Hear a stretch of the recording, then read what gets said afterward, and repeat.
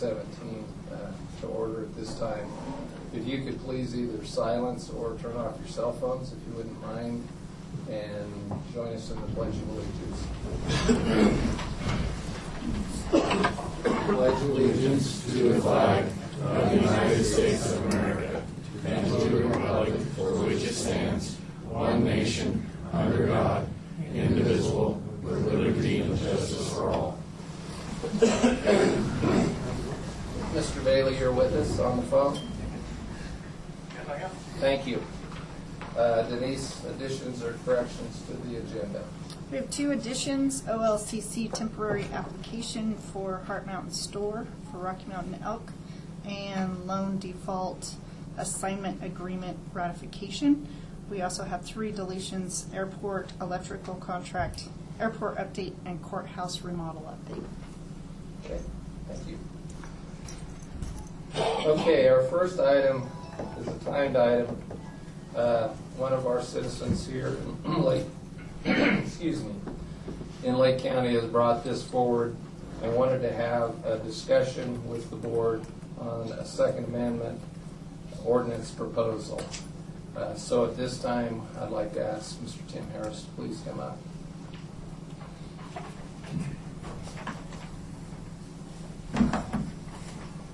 Good morning, gentlemen. My name is Tim Harris. I'm a citizen of Lake County.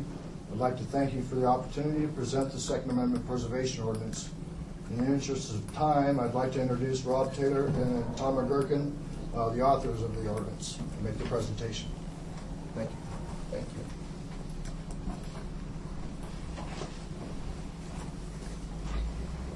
Good morning, Commissioners. Good morning. I'm glad to see you. I'm from Coos County, Bend in Oregon. I like to always tell people when I go and testify that we're from a place where flannel is still formal wear. So it's nice to come to a place where flannel is formal wear. I feel like I'm at home. I always tell people we live out in the boondocks, but you guys are out in the sticks compared to where we are, so it's nice to be here. I sent you guys a copy of the Second Amendment Ordinance, and I'll give you a little brief history of where it came from. It was something that was crafted by the 10th Amendment Foundation, and the reason they crafted it is that there were a couple of counties across the nation who wanted to basically preserve their right to bear arms, and they thought that one way to do it is by starting a local initiative. And so I think Idaho was one of the first states. Texas has this law in a few of their counties. And so when I noticed that our state legislators were starting to pass more and more laws abridging our right to bear arms, I thought that I would get in contact with the gentleman who passed this in Wallowa County, and his name was Leo Castillo, and he was the original author of this bill. And I sent you guys a copy of the original one that they passed in Wallowa, and if you look at that sucker, that's a 6-page document, and there's a lot of whereas and what fors in there. And so it's, you know, when we learned a lot when we went to the other counties that we talked to, that they had a couple of questions or problems with the longer version. And so what we did is we basically took out Section 1, which is the preface of all of this, and it really does nothing to affect it. And so if you go through the Wallowa County, you don't even get to Section 2 until page 4, and that's where the ordinance starts, where I like to say the rubber meets the road. And so basically what I did is I crafted for our county was a little bit smaller document. It's 2 pages, and that's the one you got, right? For Coos County, but it's almost identical to yours that you have. It's 2 pages long. It's 923 words, and your county's name appears in it 10 times. Let me go over what basically this does for you. And it says the people, and it's written as an initiative, by the way. The reason we write it as an initiative is because if we can't get the support of the county commissioners, and the reason we go to the county commissioners is I believe that we are a republic, no matter what the libs keep calling us a democracy. I believe that we have representatives, and our representatives should have the first bite at the apple. I think we owe it to you, and I think that it's something that we can bring to you as citizens that actually helps both of us.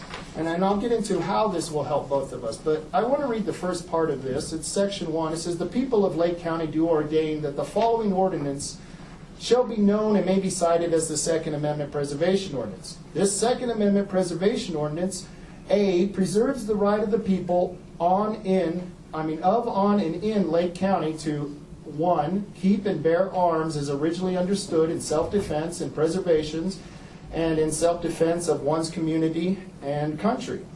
And 2, to freely manufacture, transfer, sell, or buy firearms, firearm accessories, and ammunition which are designed primarily for the same purpose. The reason we have those 2 different sections in there is not only are we having our guns, the actual guns themselves, under attack, they're trying to eliminate the magazines to which you can load the guns and the bullets themselves. If you looked at some of the laws that they've tried to pass, they've actually considered taxing bullets or making you show ID just to buy ammunition. So that's why we have Section 2 of it. One of the questions we got from Columbia County, one of the commissioners there, was he was concerned that that part of the law would override their zoning. And I had to explain to him that this law has limitations. It does not repeal any of your zoning laws, and it only pertains to the individual. Now, when we wrote this, a lot of people thought, well, how are you going to stop, say, the firearms stores from doing a background check for individual sales? And the answer is you can't. It's an automated system that's done through the state police department. So if this law is enacted here like it is in Coos County, if you go to a store in Coos County, they will require you to do a background check. However, in Coos County right now, if I went to an individual and I decided to make a purchase from him in any other county that does not have this ordinance, I would have to give a background check, and I'd have to go to a gun store, usually pay about $10 to $15, depending on what the price is to do the background check, and I would have to get a reference for the person I'm selling to. Right now in Coos County, we don't have this ordinance because it's not funded. Let me take you down to... So I need some clarification on that, because it says freely manufacture, transfer, sell, and buy a firearm. So you're saying if we do an ordinance, we can trump state law? All my time doing this, we can make laws stronger than state law, but we can't make them less. I'm an FFL dealer. Right. And right now the law is that you have to do a transfer legally. You will have to do There's a lot of it. people that don't do that, but you're saying that if we have to do this in Lake County, from person to person, you just sell the firearms. Right. And that's less than what state law is right now. Yes, it is. And how is that legal? Well, let me get to that point.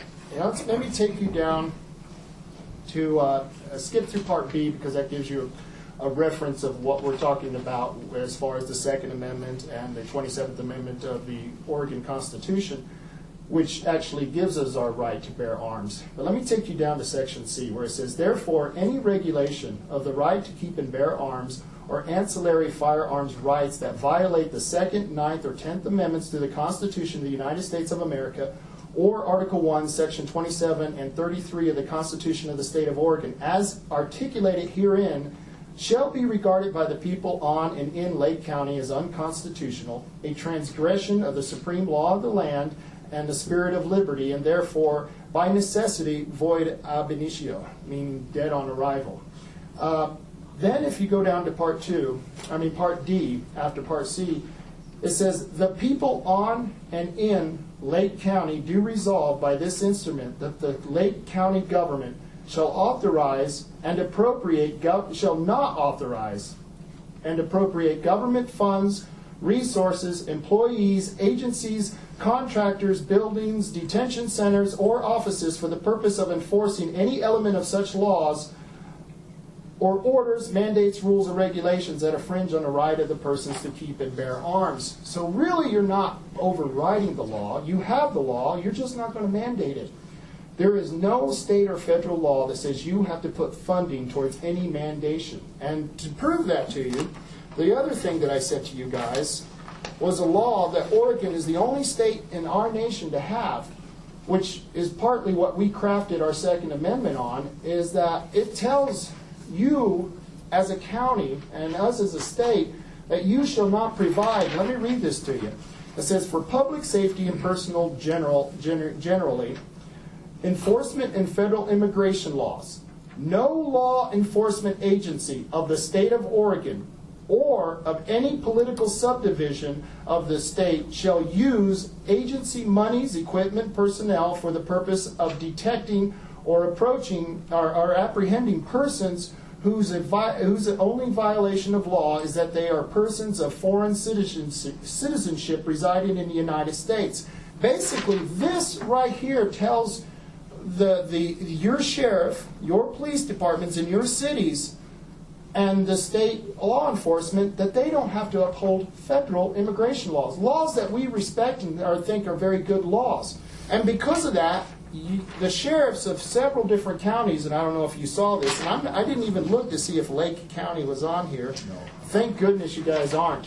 But the reason they did this is because that the state law has actually put the sheriffs at a liability, because in Columbia County there was a sheriff who held an suspected illegal alien on retainer, and the county was sued based on this law because they weren't supposed to put any resources towards that. Well, if we are allowed as a state to ignore federal law and not to fund it, we believe, because we are a home rule state, and this you can verify through the League of Oregon Cities or the Association of Counties, that we are a home rule state, meaning that any law that you pass or a city pass is equal to state law. That's in the Constitution. So if you have that same equal authority, my question to you is, if the state can ignore good immigration federal laws, then why can't a county ignore bad state gun laws? It's the same exact legal principle. In fact, if anyone argues against our Second Amendment initiative, they're arguing against Oregon's immigration laws. It's basically the same exact legal principle. And then if you go down to second page,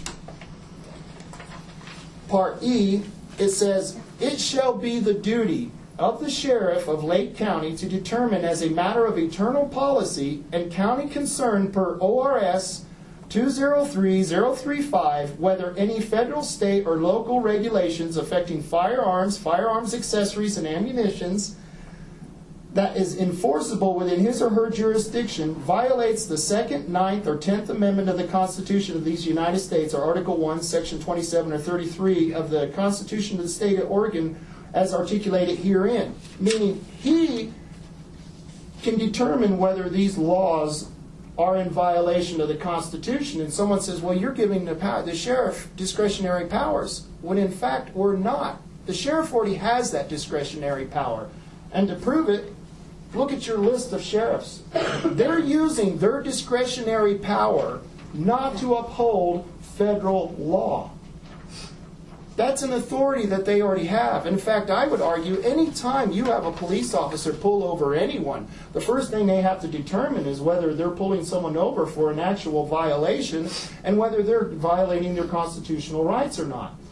So once again, this isn't giving the sheriff any more authority that he already has. It just allows him to determine whether a law violates the Constitution of Oregon or the Constitution of the federal government, the United States.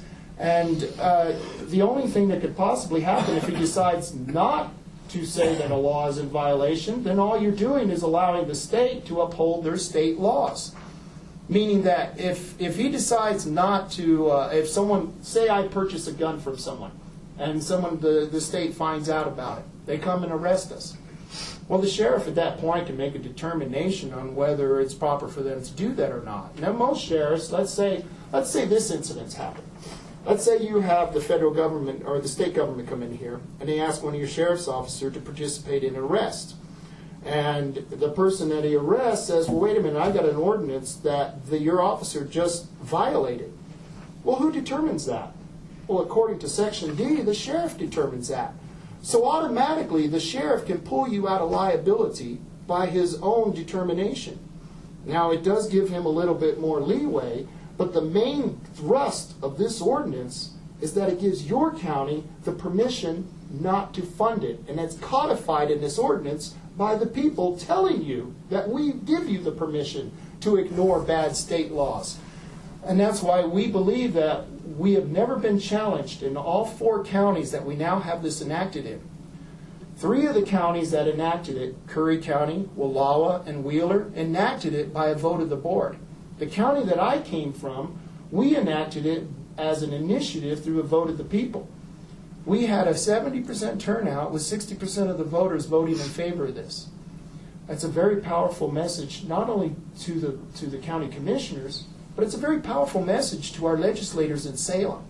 And that's another reason why I want to do this, because I believe that most of the people in this state believe that our legislators are starting to take way too much liberties with our rights. And if we have the federal government and the state government eroding those rights, I ask you, gentlemen, who's left? Who's left to defend the people?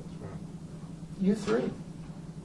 And that's why we depend on you. We need you now more than ever. And more importantly, this is a safety issue. They're trying to basically disarm us, the citizens. And I don't care what they say.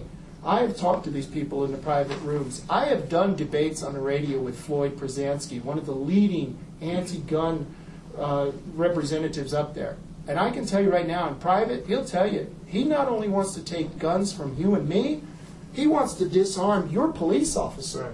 He doesn't think they should be allowed to carry guns. There's an imminent threat. And once the federal and state government no longer protects our rights, then who's the next level of that? And it's local. And I'll tell you something that the county commissions don't realize a lot of times is how much authority you have. I'm not a one-issue person. In fact, I'm not in a militia. I don't belong to any gun groups. I own 1 gun. In fact, they would laugh at me, the other gun guys, because I'm not even considered a gun guy, because I only got 1. Well, I'm not a gun issue. I'm a freedom. I fight for individual liberties. And in fact, I say that the smallest minority in the entire world is the individual. And we're being attacked on every level. We had the U.S. Fish and Wildlife Service come into Bandon, Oregon, where I live.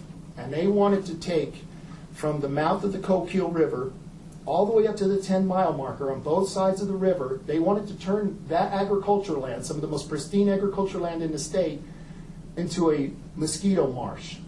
They wanted to call it the Bandon Marsh.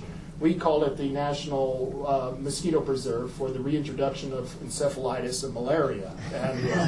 And when they did the first part of that expansion, it was 1,000 acres, and like I said, they wanted 5,000 acres more, but when they did the first 1,000 acres, it caused the worst mosquito infestation on the coast that we have ever experienced. And so we went to the commissioners before this ever happened. We told them that this was going to happen because the biologists warned the U.S. Fish and Wildlife Service that if they pulled those dikes out, that those farm areas would be flooded and we would have a mosquito infestation. But the U.S. Fish and Wildlife Service wanted to do that because they want to eliminate us from the rural areas. So we went to the Board of Commissioners and we said, let's use the power of the board. We asked them to put an advisory vote on the ballot. The advisory vote was a simple question. Do you support the expansion of the National Wildlife Reserve in Bandon? And we had an 80% turnout, which is incredible. An 80% turnout. And get this, 72% of the people said, hell no, we don't want an expansion. Within 30 days, the U.S. Fish and Wildlife, well, wait a minute, I missed part of the story. We took that resolution that we won the 72% vote on. We took thousands of letters, and instead of sending it to Peter DeFazio or Merkley or Wyden, who don't give a damn about rural Oregon, we sent it to the committees that they sit on in the Senate and in the legislature. We had a guy sitting there, his name was Doc Hastings, who used to sit in the representative, good friend of mine. I've known Doc for a while. And we sent them thousands of letters, and we sent them that resolution from Bandon showing them that 79% or 72% of the people did not want that expansion. Well, you know, at that time, Peter DeFazio and Merkley weren't even talking to us, our group. After we sent that resolution and those letters, within a week they were calling us up, and within a month they suspended the Bandon Marsh expansion. And to this day, that project has been killed. So basically, by an advisory question from our representatives on the board and a vote of the people, we were able to stop the largest wetland expansion on the West Coast. that was a tremendous defeat for the U.S. Fish and Wildlife Service and BLM. Right now, we're worried about them turning our whole entire coast into a national sanctuary. We're worried that Obama may do this at any point in time. So that's my inflection upon you, is that you as board members, as commissioners, you have extraordinary powers if you choose to use them. And this Second Amendment ordinance is one of those abilities that you have to do.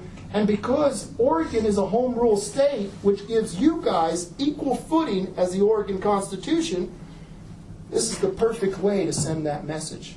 And you can send it by a vote of the board. And I can tell you what, when we did this in Coos Bay and our commissioners decided not to do it, and I put it on the ballot, when we won that, it made national news. We got to speak to Breitbart, we got to speak Fox News, CNN, all the major news company organizations came out and did a story on us. Huffington, I did an actual, you can see me quote it in the Huffington magazine, big left-wing rag. But yet they did an article on us because we threatened their authority. And we threatened it on a local level like they've never seen before. So that's why I come to you and bring this to you, because, like I said, I'm not a gun nut. In fact, I really don't care if I ever have a gun. But I do care about something that's more important than guns, and that's my individual rights. I'd rather have the right to own a gun than to actually have one, because that right is transferred to my son and my son's son and his children from there on. When we make these decisions here at this local level, it's not just happening here in your county. There is a ripple effect that goes from here all the way to Salem. And we plan on taking this ordinance. I've got 12 counties now who people from those counties have called me and said, Rob, we saw what you did in Coos Bay, and we'd like to do that here in our county. Next week I'm going to Malheur County, and we plan on getting it passed there. The week after that, we're going to Union County, and I plan on getting it passed there. The week after that, we're going to Douglas, and the week after that, Jackson. By the time we're through, we plan on having at least 30 of the 36 counties with this ordinance. And if you remember, we just had a president who was elected not by a popular vote, but by getting the popular vote of the majority of the states. And that's what we want to do here in the county, is get a vote of all the counties to show that the majority of the counties are opposed to what the state legislature is doing.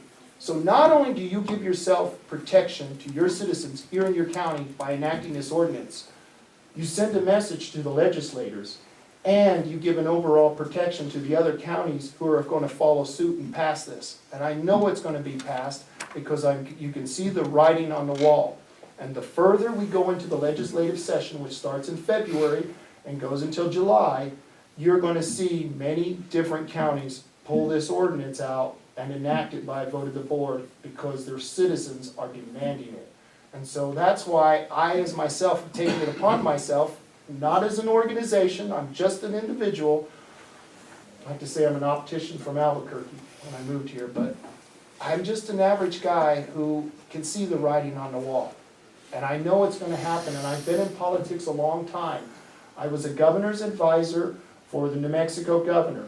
In fact, you may have heard of him. His name is Gary Johnson. He ran for Libertarian president. I was his advisor, and we did a lot of work in the legislature. And I can tell you right now, if you do it right, you can send those guys one hell of a message. And that has more impact on them than anything else that you guys can do. And I guess that is pretty much my argument, if you guys have any questions. Well, Mr. Taylor, our legal counsel, county counsel, is on the phone, so I don't know what kind of discussion we might have today, but I want to give him a chance to ask any questions of you or anything else at this time. You got it. Mr. Bailey? Okay. Board? Well, we're missing one major thing here. Tim, you must not got our sheriff in the loop, because it sounds like all the authority and a lot of decision-making comes down to the sheriff. So that's a key component for me today, is that the sheriff needs to be fully entrenched, fully advised. You are correct. And know what's going on, because if this ever was approved, it gives a lot of authority to the sheriff. that gives exposure to the county as a whole, our taxing, our citizenry and everything. So a key component that's not in the room today is our sheriff. And, you know, when we went to the county, two of my commissioners, one was a Republican, one was a Democrat, out of the three were opposed to this. And which was strange because one of the Republicans that was opposed to it promised throughout the time he would always be there to protect our Second Amendment rights. Well, our sheriff didn't like that fact. In fact, Craig Zani is a good friend of mine. I've known him since before he was a sheriff. And he got up and he spoke out in favor of this ordinance. And in fact, when you write this up, because it's written as an initiative, you'd have to change the front sentence, and then you'd have to change the bottom of it, enacted by the commissioners. When you do that, you have to sign that. We ask every single board of commissioners that you put a space so your sheriff can sign his name to this document as well, so he knows his responsibility and how it's been codified by a vote of the board and approved by the people, just because you people are sitting here. And so when we ask you to do this as a vote of the board, we want the signature of the sheriff, and we want his full participation, because we believe he is the top law enforcement of the county, and all of this will be residing on his shoulders. You are absolutely right. One of the differences between the Curry County ordinance and this ordinance, they took out that step, which we did not like, and we don't approve of, and we just will fight against it, because we believe the sheriff has to have that determination for this to be effective. Okay. So, just so the audience knows, this Board of Commissioners has openly supported the Second Amendment. We done a resolution in 2014. It's not an ordinance, but it's a resolution. We support the Second Amendment. As you know, where I am at as a gun owner, I am probably more so on the radical side than some people. I have plenty of guns. I also have to follow the laws.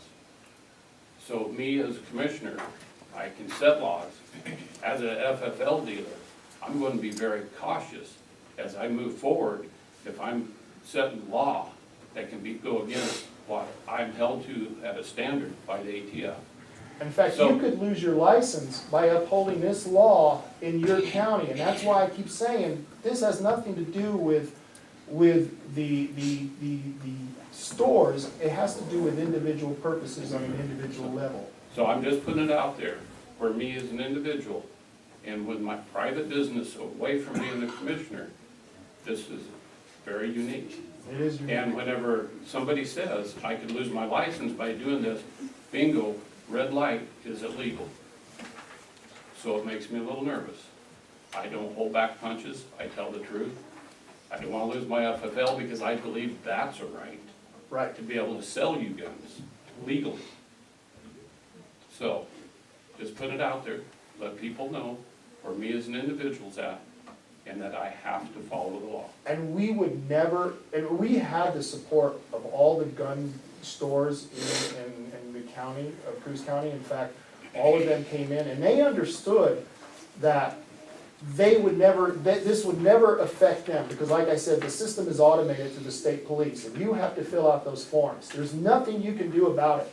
So even though, like you said, if you follow these laws, you could lose your license, then don't follow the ordinance. Follow the state law, and you can still, you're still doing the same thing, because the individual who's doing it privately, most of them, you won't even know about it, because it's being done between Joe Smith and Bob Smith. You know? I'm not naive to what goes on out there. I'm saying whenever you're sitting in a position that sets law, and when you sit in a position having a license, right.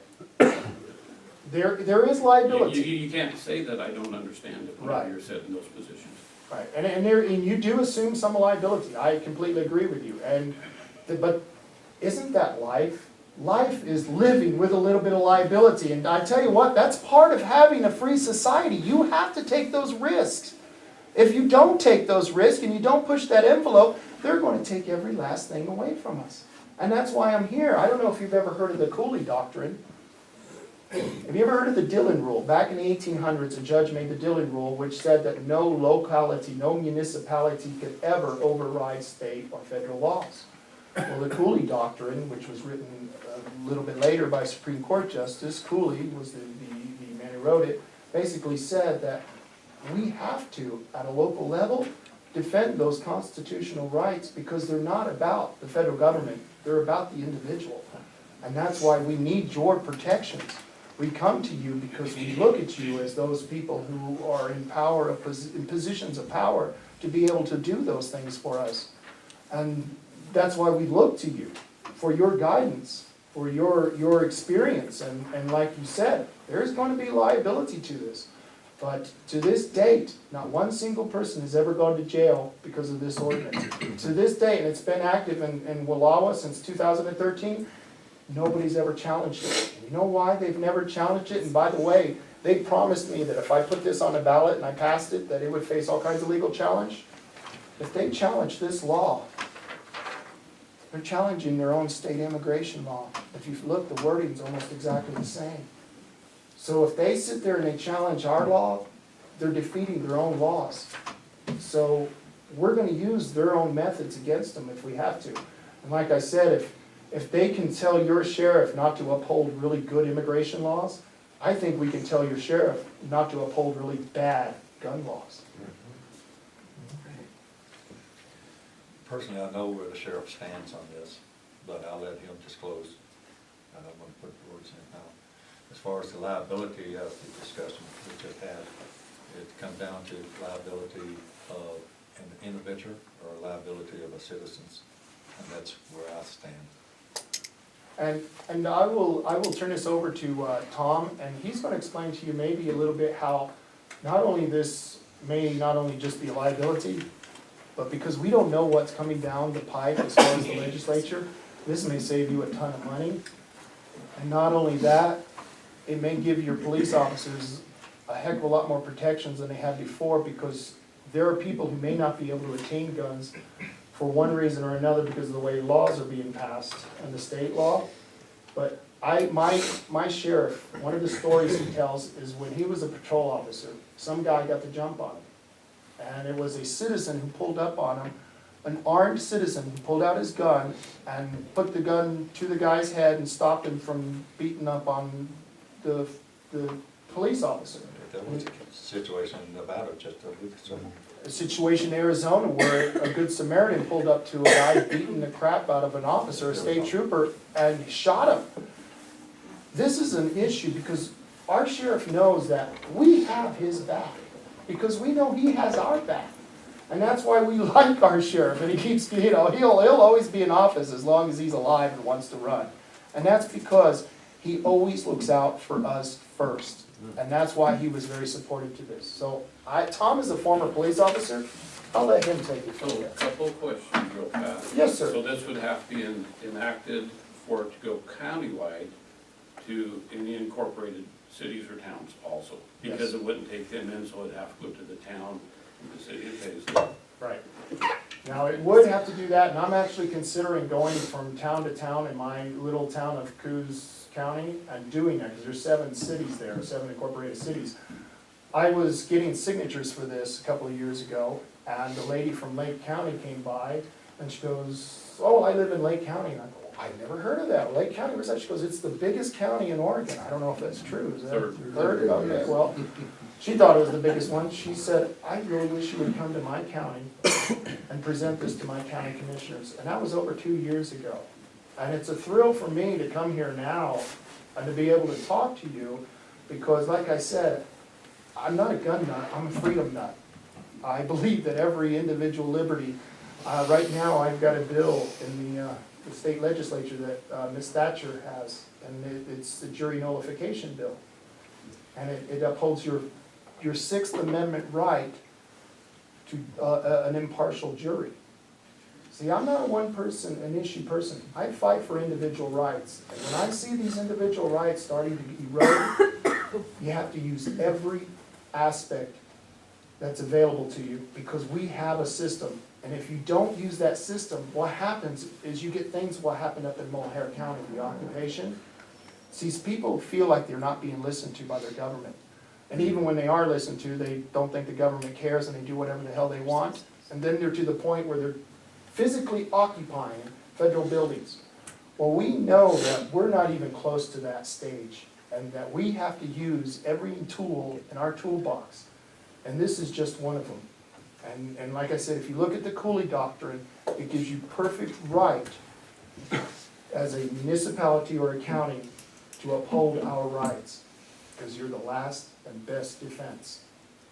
So my second question was, has NRA or others endorsed this? Yes, absolutely. In fact, if you come into any problems with this and legalities, we will have the Second Amendment here, the Second Amendment Foundation, and the NRA, the Oregon Firearm Federation, Kevin Sterrett. I'm very good friends with Kevin. I've known him for 15 years. In fact, he's the one who we got together and started talking about doing this from county to county, and they will find you lawyers to represent you pro bono. We'll find you attorneys, but like I said, you can talk to my Commissioner Bob Main or Paul Castellano in Wallowa County, and they can tell you they haven't had anyone challenge this, and they've had no problems with it. And crime hasn't gone crazy.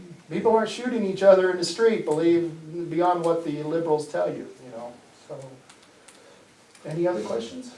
On the subject of all citizens, there are some segment of the population who may be just a little deranged and so forth. How did this address? It goes back to the background check. And unfortunately, it will be just like before SB 941 was passed.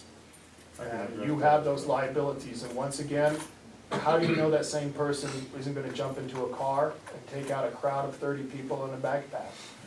So, once again, in a free society, you have to take those risks. There's no other way around it. You either get freedom, or you give up the risk and you have nothing but tyranny.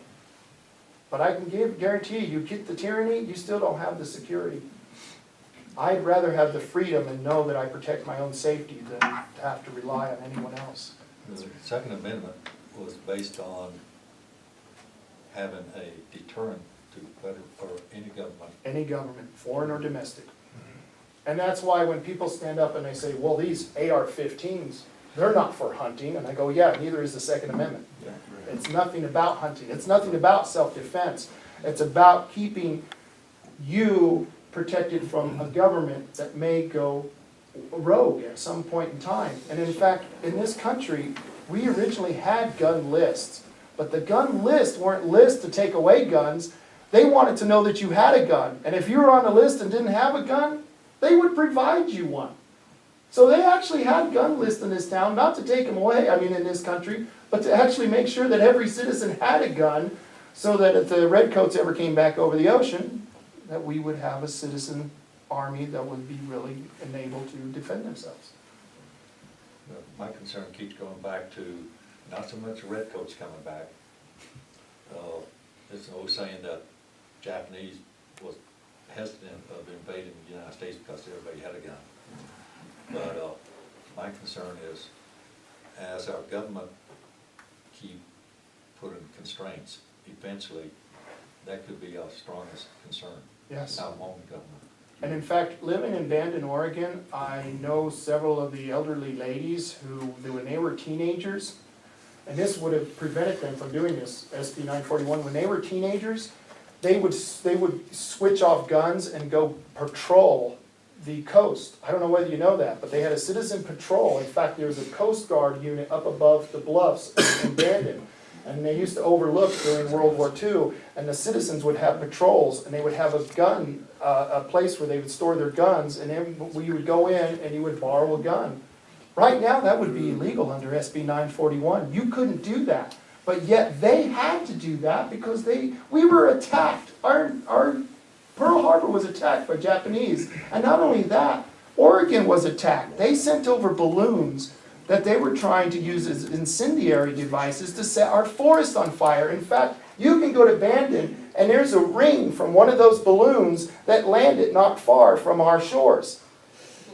And who else was there to protect our people except our people? Because I can tell you right now, those federal legislators and those state legislators who are taking our rights, they're never there when we need their protection. And when seconds count, the police are minutes away. And that's something my sheriff tells you all the time. So, any other questions? I don't have any, Rob. You said, Tom? Okay. Thank you, gentlemen. Thank you so much. You bet.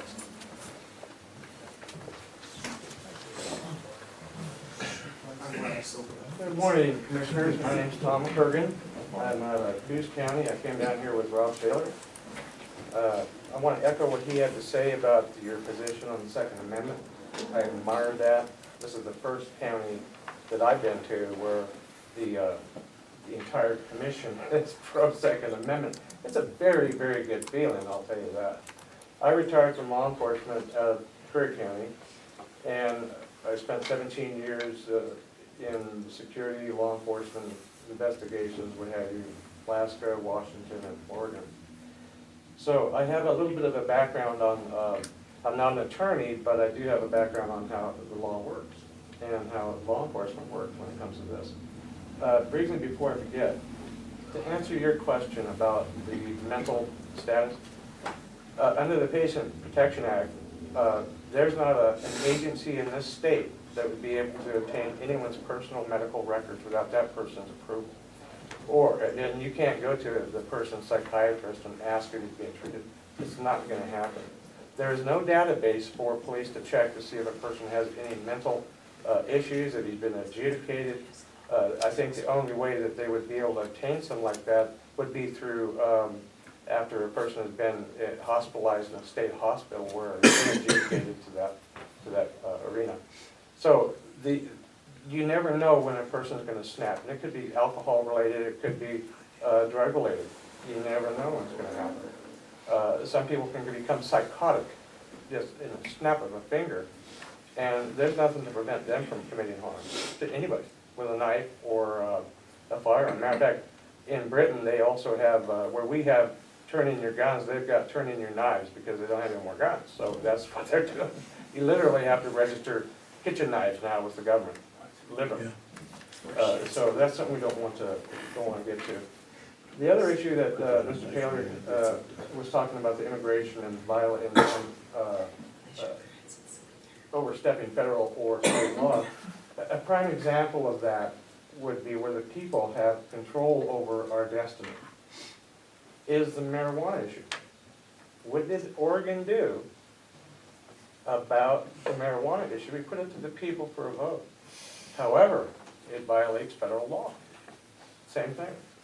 It's the people who make the decision on this. And any law that is contrary to the Constitution in the slightest is null and void, ab initio, from the very beginning. It never existed, and it cannot exist. What we find a lot of the times is that the people in power have a lack of education about the Constitution. They have a lack of how it actually works, the founding of it, the processes that we go through. So education is primary when people are dealing with the Constitution. As a police officer and even as a sheriff who can make these determinations, we've had an issue where we've been challenged on whether or not the sheriff can decide the constitutionality of a law. And they said that's giving him too much power. Well, ever since the beginning of the sheriffs in our country and in law enforcement as a whole, it is every officer's obligation and duty to decide the constitutionality of a law that he's going to enforce. For example, you have to have probable cause to stop a vehicle, correct? So when you do so, number one, did that person actually violate a traffic infraction? So you stop the individual. Let's say you smell marijuana in the vehicle, or you suspect there's marijuana.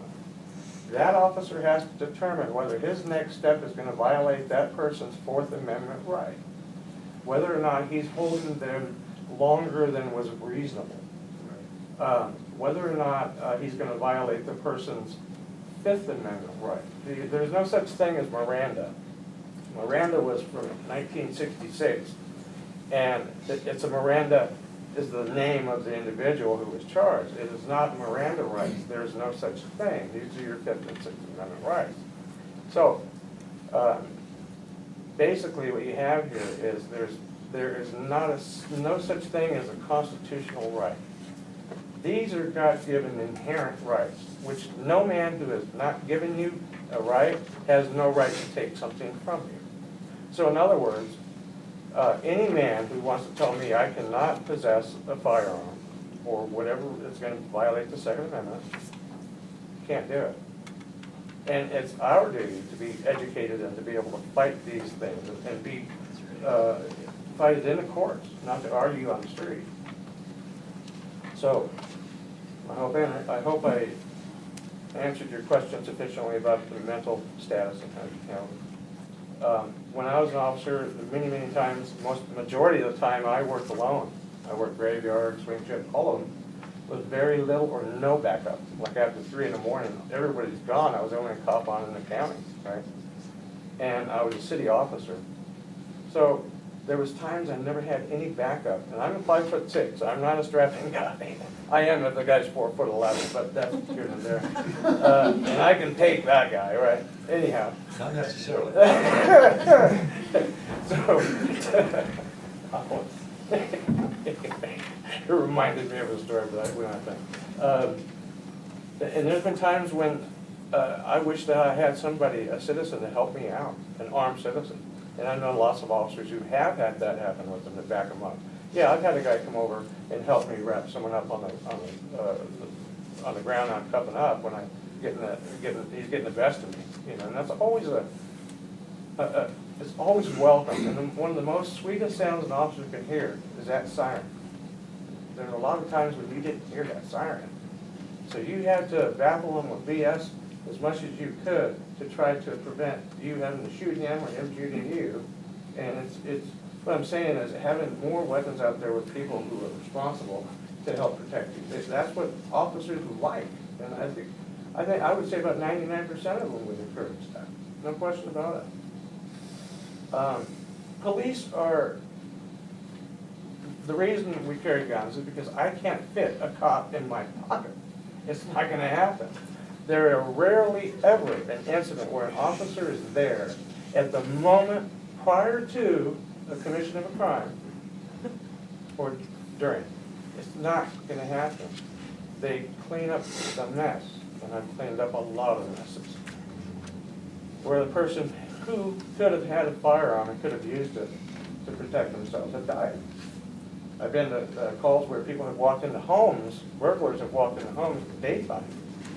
In two cases, in fact, a lady was home alone with a small child, and she's asleep on the couch. She opens her eyes, and there's a man standing there at her couch. She screams, and he boogies out the door. He's gone. We couldn't find him. So he remained a threat to the public and to her as well. And that's just one out of many that are like that. There are some of the cases that would make your hair stand on end when you think about them, and if only people were armed. And I have no objection to that, as long as they're responsible individuals. The personal safety of the individual is not held to the responsibility of law enforcement or anybody else. It is yours. Okay? May I take a moment to give you a brief story on a call I had one time? Okay. About 7 in the morning, back in the early 90s, I took a call. I was getting ready to get off work, and what had happened, to make it short, there was a lady who was asleep on her couch. And during the middle of the night, someone had walked through their sliding glass door. The man went into the kitchen while she's asleep. He made a sandwich, grabbed a beer, sat in the recliner from here to there next to her, sat there just like this, eating it. After she opened her eyes and saw him, he took off. But he had other stuff that he'd taken out of the house already. The next thing, I got another call. It happened again.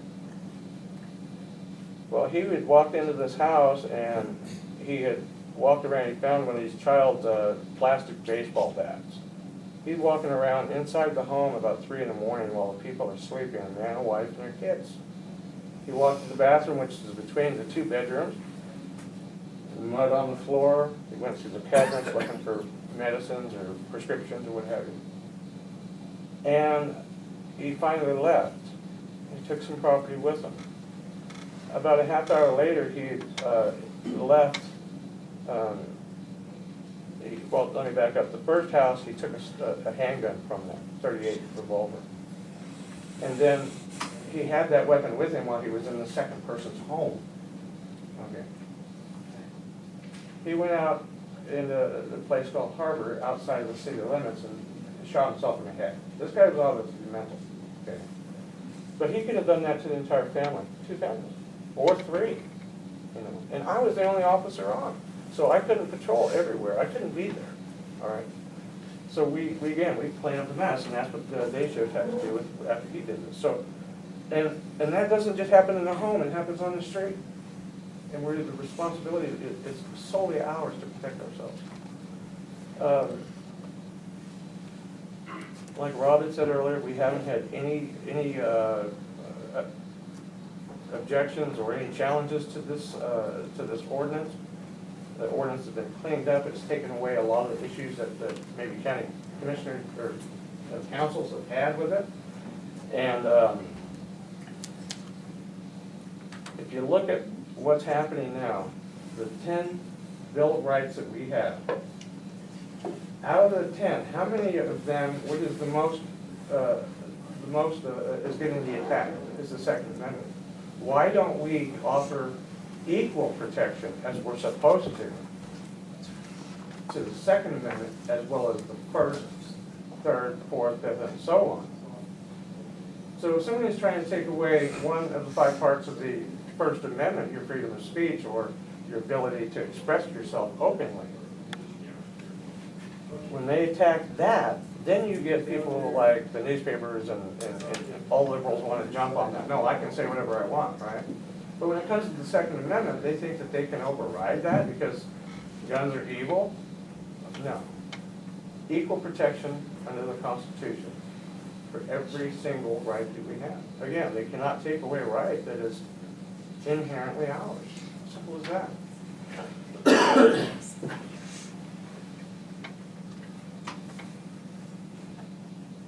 Richard Henry Lee, General Richard Henry Lee said that we were building a nation for the ages and millions yet unborn.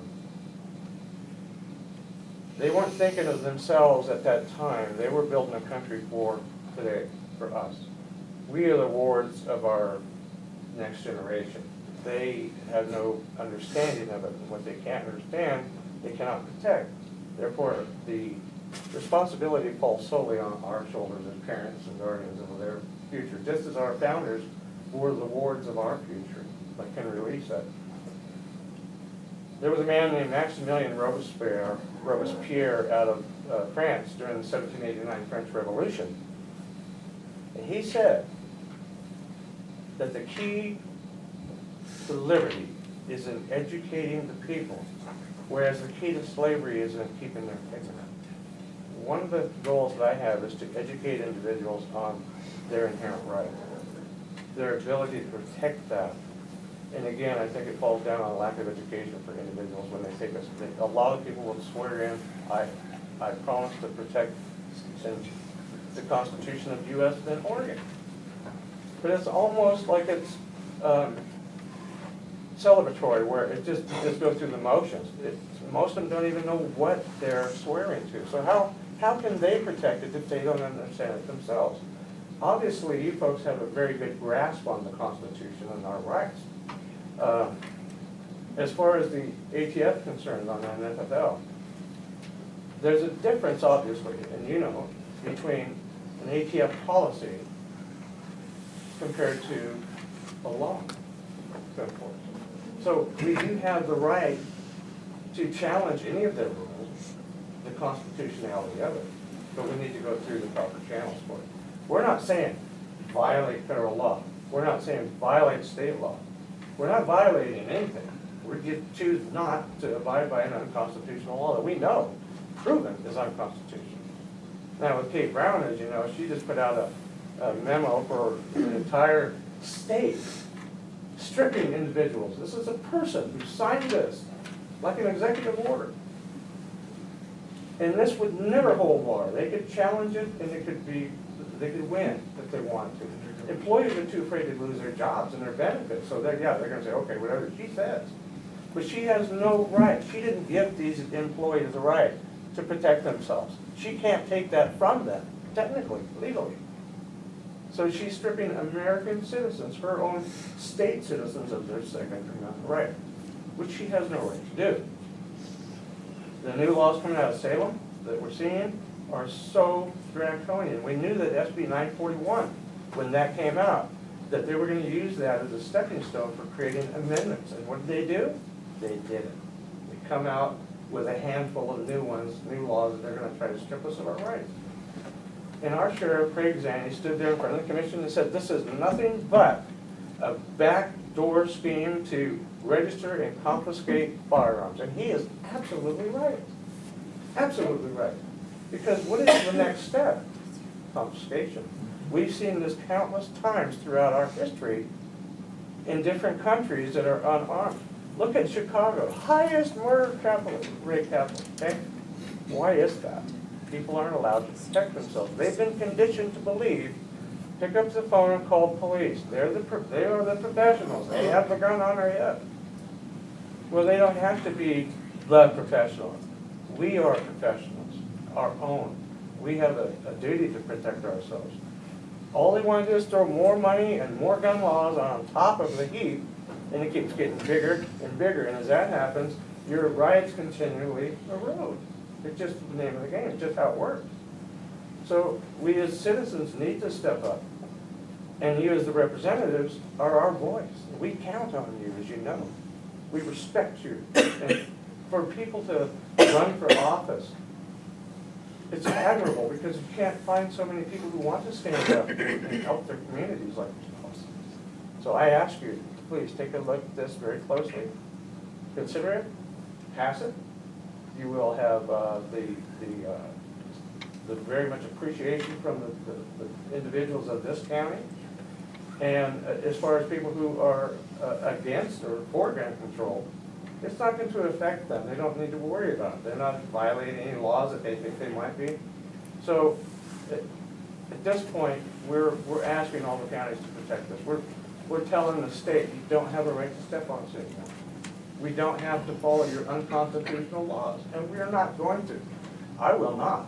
I will not follow it, and I know that I'm in my legal right to do so. So again, please take a look at this and see what you would come up with, and ask for audience participation and hear what they got to say. But I do really, really appreciate you guys taking the time to listen to us. And with that, I thank you. Any other questions you might have? Yeah, with Governor Brown putting her policy in place, which I'm very much opposed to, what kind of, you say that the employees are afraid of losing their jobs and everything, they have unions that should be able to fight this. What are you guys doing to oppose this or fight this on behalf of those employees that this policy has been implemented? It's not only to employees, the way I read it, I may be wrong, don't have it fully interpreted yet, but it should also cover people such as me, which I sit on a commission, I sit on the area committee on transportation, I'm on the prison advisory committee and others, so it could impact me, her policy, as not even being an employee. So what are you guys doing to oppose this? Well, we haven't been approached by anybody yet. We haven't been approached by any PERS, retirees, or any of the unions yet. They have their own attorneys that could fight this out, but we would be willing to help to supply those attorneys with the background that they need to do to successfully fight this. And this would be the start right here. Because those individuals also have inherent rights. And I would say that I have talked to Kevin on this. We are talking to attorneys, and what you need is you always need a defendant. So they're a little shy because, like you said, they're employees, and so that's the greater problem. And so once we get a defendant who feels like the rights have been violated, we have several gun organizations who are more than happy to find a pro bono Second Amendment attorney and fight for those rights. Thank you, John. For the folks in the audience and more so on the camera, please give a little synopsis of the governor's policy. I glanced at it a while back, but I haven't studied it. Anybody want to say what it is? I'm not even going to give it a shot because it's her policy and I'm not going to botch it if there's one of the two guys that have followed it much Tom, closer. do you want to give a little synopsis of that policy? The policy, I just briefly read through it as it came out, so I can't be an authority on it. Rob, did you have a copy in here of that? I don't have a copy of that, but what it does is it doesn't allow not only just people such as commissioners as yourself, but volunteers. So she's now taking the Second Amendment right from people who aren't even under her authority to do that because they're volunteers. They're not part of her unions or they're not part of her people who are her employees. So she's actually taking this to a much further extent, and that's when you'll see somebody say that their rights are being violated. I guarantee you it's going to happen to one of you commissioners, and they do it to Bob Main or David Brock Smith or one of the guys in Douglas County. They're not going to stand for it, and I can guarantee you at that point in time, you're going to see a legal challenge to the governor's mandate. Once again, you don't have to fund that mandate. Well, And that's something the ordinance. I believe it will disappear after. I still haven't heard a synopsis of what that policy is. And I couldn't give it to you directly, but what it does is it just doesn't allow anyone to carry guns into any public buildings. Basically. Our parking lots, any Or parking lots. state Right, property. right. It's very broad, it's state property. Except from state And that capital. becomes a gun-free zone, as you know, and that's the hardest place to take out somebody, is a gun-free zone. The one place that doesn't take effect though is our state capital. Yes, Right. she's gotta be The one protected. place, because she, and you know why that is? Because she has to have her guards with guns. So she can't even pass the law that she wants to impose on everyone else on her own self because she has to protect herself with what? Guns. Or people with guns. Oh, and I have seen and worked with some very incompetent police officers. So, if she can rely on somebody who's incompetent to help protect her, then she deserves that. Okay, commissioners, do you have anything else? I'm going to give Tim the last word if you'd like to have These anything. gentlemen pretty much said everything that I was gonna say. I hope you guys will take public comment, because I know we have some individuals here that would like to say a few things. Yep, we'll do that, yes. Please state your name if you're going to make a comment for the record, please. My name's Heidi Smith, and my husband and I, we own Thunder Ranch. We've been here since 2001. We purchased the property in 2001. And when we want to first thank our commissioners, because approximately, actually 16 years ago, we came to you, and it was a 7-minute meeting with Brad, who was actually a commissioner, and we said who we were, what we wanted to bring to Lake County, which was not change anything, and bring some very quality people to take firearms training from us, and bring good people into the community to learn how to have a gun safely in their home and never have to use it. And I think we've accomplished that, and we believe in this community, and we so appreciate our commissioners and our law enforcement. And what we want, we didn't really understand everything that was going to happen in the meeting or what this was about. And we so appreciate this, what was brought forward and what we've heard this morning. And I think anything to protect our rights as Americans and to protect our gun rights. And if you remember correctly, the Second Amendment was actually first. And then they kind of changed it because we don't have the ability to protect our free speech. So then they made it the second and they reversed them. So actually the Second Amendment was first. But I think as a community, as a county, we have to really protect this. And I believe that our board will. And I really trust, Clint and I really trust that you're going to look at this and anything else that comes down the pike or what they're going to do in Salem. And I really disagree with what this governor is trying to pass. Anything that's going to challenge the ability to take care of ourselves individually as police officers and as a community is wrong. And we trust you, we trust our chief, who's here, which I appreciate, and our sheriff, which we all know.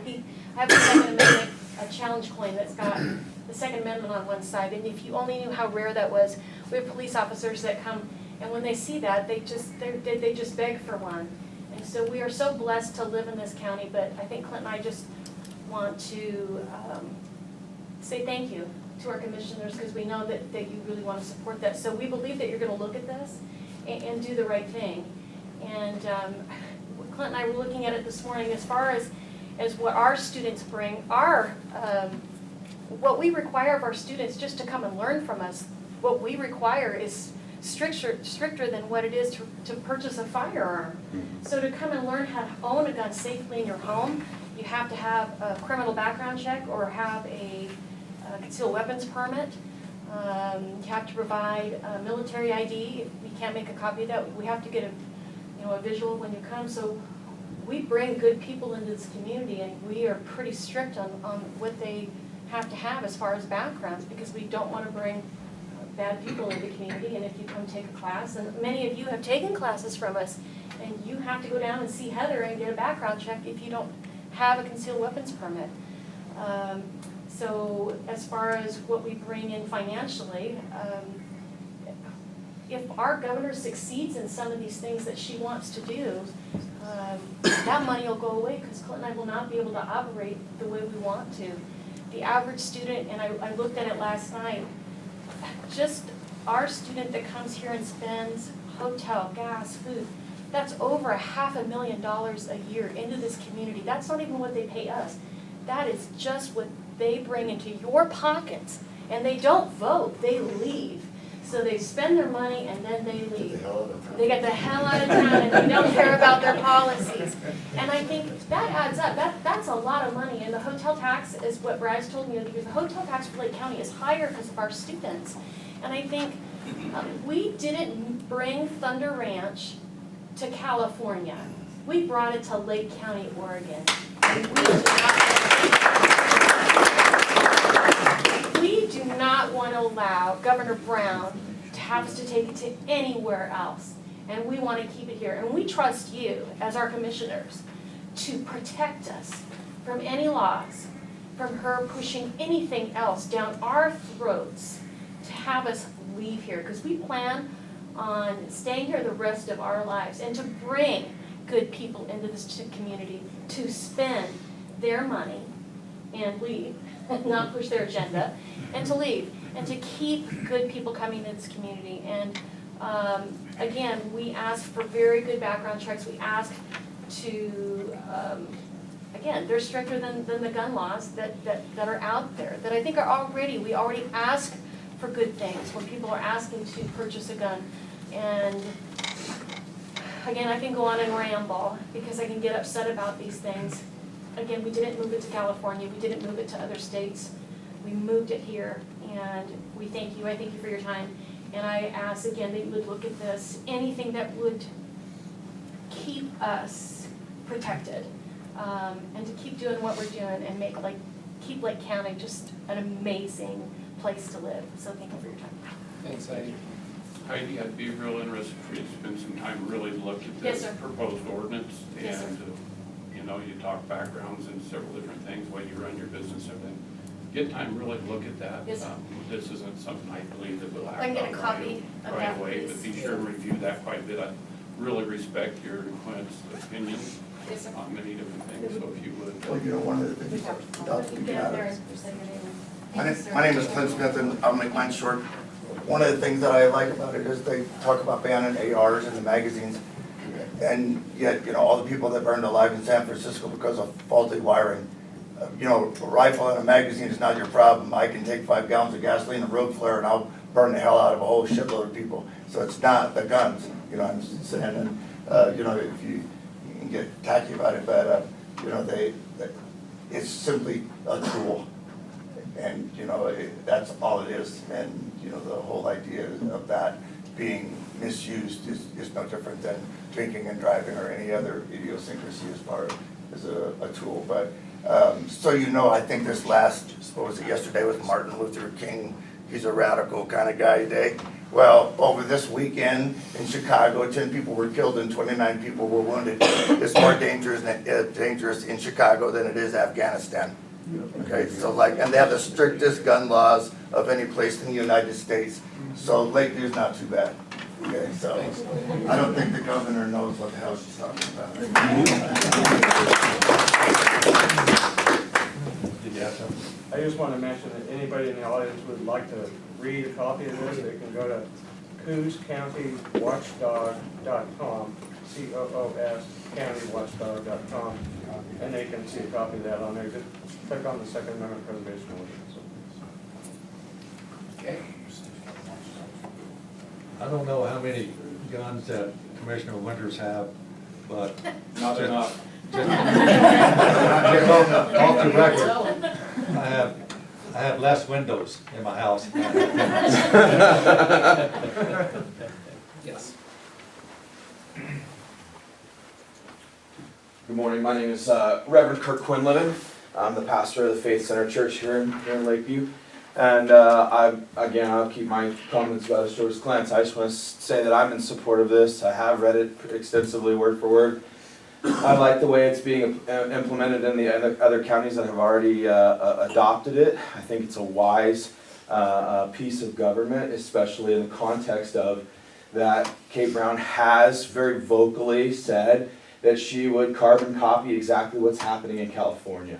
What's happening in California is the thing that we have jokingly said could never happen in this country, and that's the concept of seizure in this country. You think that maybe that's not happening, except for the law that just took effect this month is a seizure law. Right. It's a seizure law in the fact that if you are not willing, if you register your firearms, you go about it legally, but you are not willing to strip the, quote, and this is their language, not mine, evil parts off of the gun, then that gun cannot be left by any will or any kind of legal manner to your family members. You can't leave that gun to a child or to, not to a child, but later on a relative.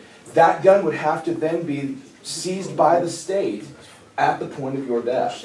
That is the law that is actually in effect right now in California. Yep. And I believe that things like what we're having a conversation about today is going to protect us from moments just like that. So those are my thoughts. I know that a lot of religious people don't get involved inside of public comment, but I think that inside of this conversation I cannot be silent.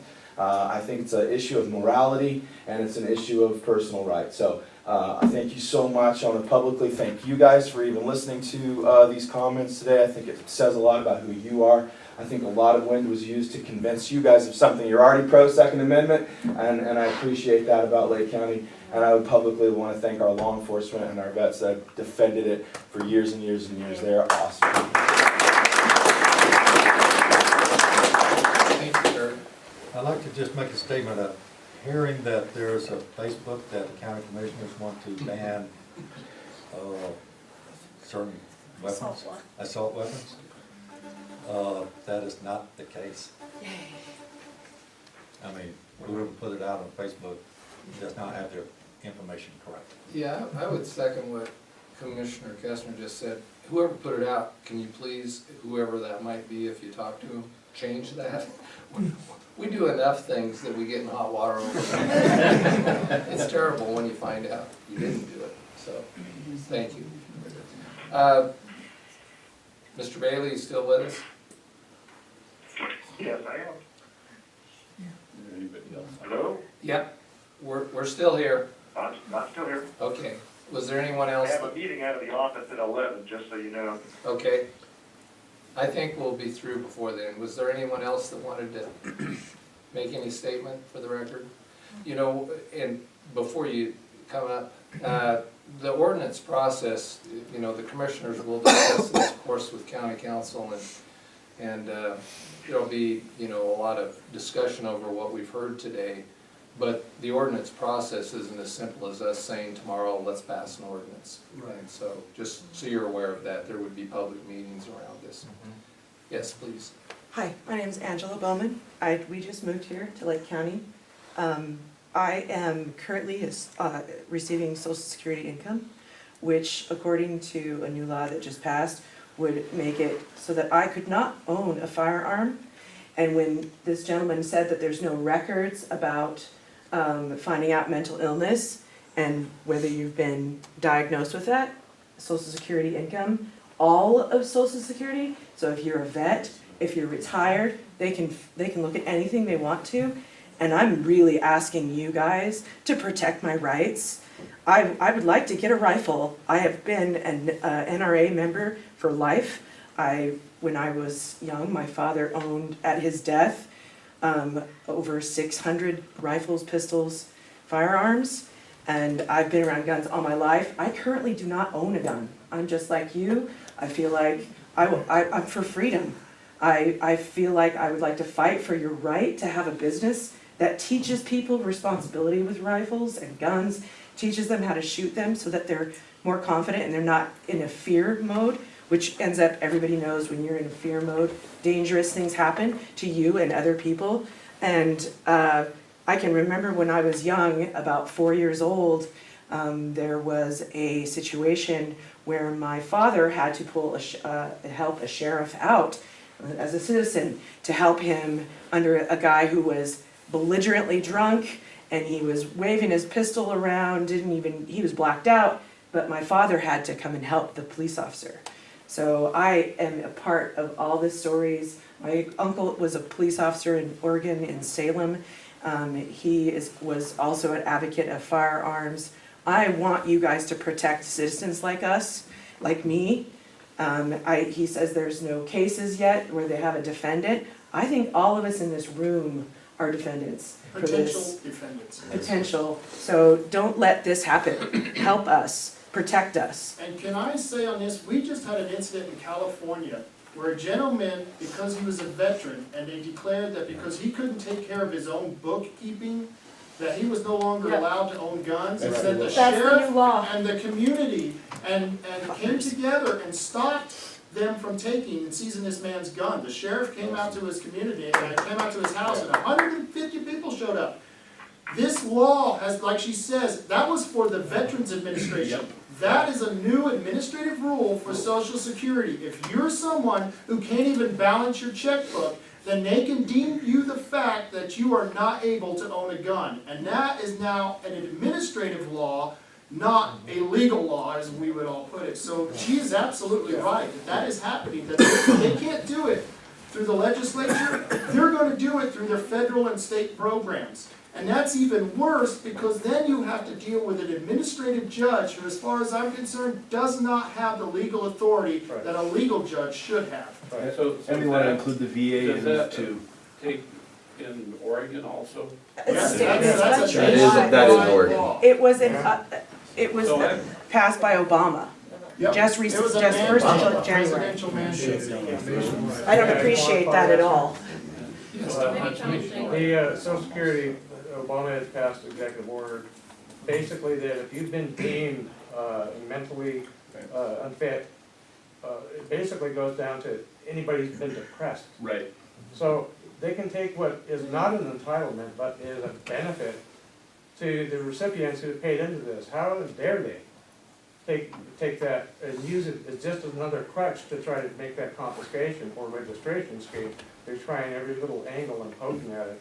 And also the incident about, I believe it was Colville, Idaho, a gentleman, the veteran who was up there, not only did the sheriff show up, but the local militias did. They showed up. The VA showed up to take this gentleman's weapons away, and they said no. And the sheriff said no, the guys turned around and left. Basically, it's under Operation Vigilant Eagle, and you can look that up. That's terrible. And what they've done is the federal government has targeted disgruntled veterans who have come back from Afghanistan and Iraq that have complained about the government. Their main threat is the veteran who's armed and knows how to use weapons.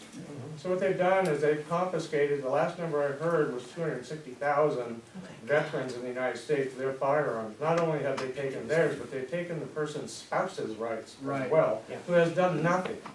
I was contacted by a gentleman, his wife, a veteran from Vietnam, and he said, hey, they're trying to take my guns from me because they sent me a form letter saying, who handles your finances, et cetera, et cetera. Well, the wife always has. They deemed him incompetent that he couldn't God. handle his own checkbook, so they said you can't own them. Not only did that, they took them from him, they stripped her of her rights, so she can't own them there as well. They would have to get divorced and live in separate houses, they're illegal.